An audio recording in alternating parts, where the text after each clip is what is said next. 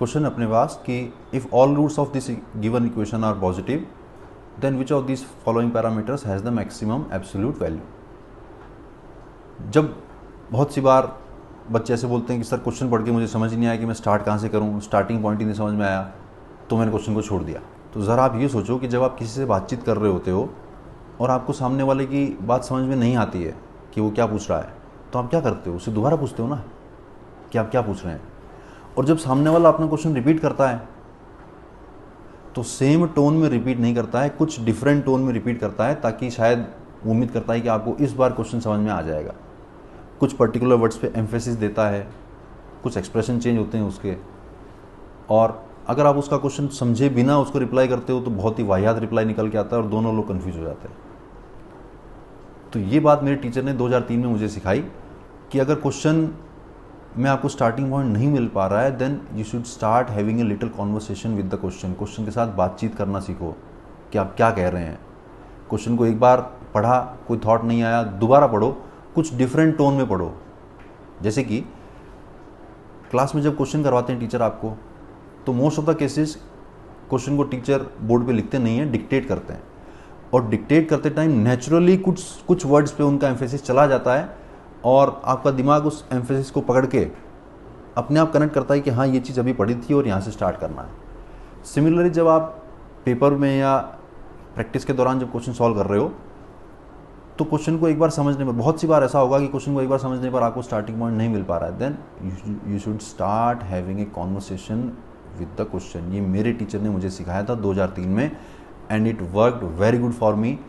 Physics, chemistry, maths सभी subject में apply किया मैंने और मुझे बहुत काम में आया, खासकर ऐसे क्वेश्चंस में जहाँ पर मुझे स्टार्टिंग पॉइंट नहीं मिल पा रहा है। मुझे याद है उस टाइम डिफरेंशियल इक्वेशन का चैप्टर चल रहा था और टीचर ने कहा कि देखो क्वेश्चन से बातचीत कैसे करनी है। आप क्वेश्चन को बोलो कि क्या वेरिएबल सेपरेबल इक्वेशन हो, are you variable separable equation, तो आपका दिमाग अपने आप रिएक्ट करेगा और कुछ वेरिएबल्स को इधर उधर करके देखेगा तो आपको जवाब मिलेगा नहीं वेरिएबल सेपरेबल नहीं लग रहा है। फिर आप पूछोगे कि are you linear differential equation. तो इस तरह से उन्होंने कहा कि you should start talking to the question, उसके साथ खेलो, उससे बातचीत करो, तो अपने आप आपको कुछ वर्ड्स या कुछ हिंट ऐसे निकल के आएंगे जहाँ से आपको स्टार्टिंग पॉइंट मिल जाएगा।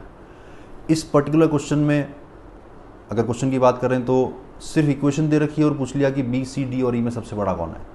देखा जाए तो 3-4 वेरिएबल हैं, बी, सी, डी, ई, बहुत सारे पैरामीटर हैं और नथिंग एल्स इज गिवन। तो स्टार्टिंग में ऐसा लगता है कि कुछ दिया हुआ नहीं, मैं स्टार्ट कहाँ से करूँ। लेकिन अगर आप क्वेश्चन को दोबारा पढ़ो, क्वेश्चन को अगर दोबारा पढ़ोगे तो कुछ वर्ड पे शायद आपको एम्फेसिस निकलता हुआ दिखे, जैसे कि if all roots of this equation are positive. ये पॉजिटिव वर्ड अक्सर बच्चे मिस कर देते हैं। पॉजिटिव रूट्स दिए हुए हैं तो इनमें से पैरामीटर कौन सा सबसे बड़ी वैल्यू वाला होगा।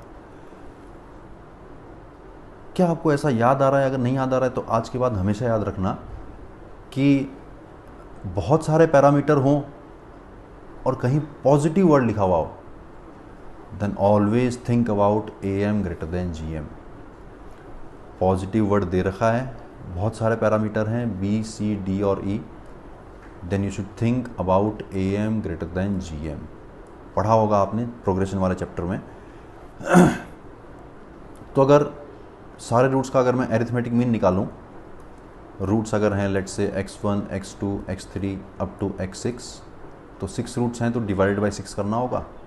सम ऑफ रूट्स बड़ा क्लियरली मुझे यहाँ से दिखाई दे रहा है 12 है, 12 को 6 से डिवाइड किया, एरिथमेटिक मीन आया 2 के बराबर। ज्योमेट्रिक मीन अगर निकालूं, ज्योमेट्रिक मीन का मतलब x1, x2 से लेकर x6 सबको मल्टीप्लाई करना है। 6 रूट्स हैं तो होल पावर 1/6 करना है। प्रोडक्ट ऑफ रूट्स यहाँ से मुझे क्लियरली दिखाई दे रहा है कि 64 के बराबर है। 64 whole to the power 1/6, geometric mean भी 2 के बराबर आ रहा है। AM और GM अगर बराबर हैं इसका मतलब सारी की सारी वैल्यूज सेम हैं, इसका मतलब ऑल रूट्स आर इक्वल। सारे के सारे रूट्स अगर इक्वल हैं तो 6 फैक्टर आएंगे, x-2, x-2, x-2, all factors are same, यानी कि इक्वेशन जो है ये x-2 की होल पावर 6 का एक्सपेंशन लिखा हुआ है। अब एक्सपेंशन कैसे करना है? बाइनोमियल का इस्तेमाल करके 6c0 x to the power 6 minus 6c1 x to the power 5 into 2 to the power 1 and so on. इस इक्वेशन को आप सिंप्लीफाई करेंगे यूजिंग बाइनोमियल तो आपको बड़े आराम से B, C, D और E की एब्सोल्यूट वैल्यू मिल जाएगी। क्वेश्चन का आंसर निकालना पर्पज़ नहीं है। पर्पज़ ये है आपको एक नई टेक्निक सिखाना, जो मुझे मेरे टीचर ने 2003 में सिखाई थी कि क्वेश्चन में अगर आपको स्टार्टिंग पॉइंट नहीं मिल रहा है, then you should start talking to the question कि भैया आप क्या आप ये चाह रहे हो, क्या आप ये बोल रहे हो, कौन सा वर्ड है जो मैं मिस कर रहा हूँ। क्वेश्चन से बातचीत करना सीखो। एकदम से नहीं होगा, प्रैक्टिस के साथ आपको इसकी फीलिंग आनी शुरू हो जाएगी।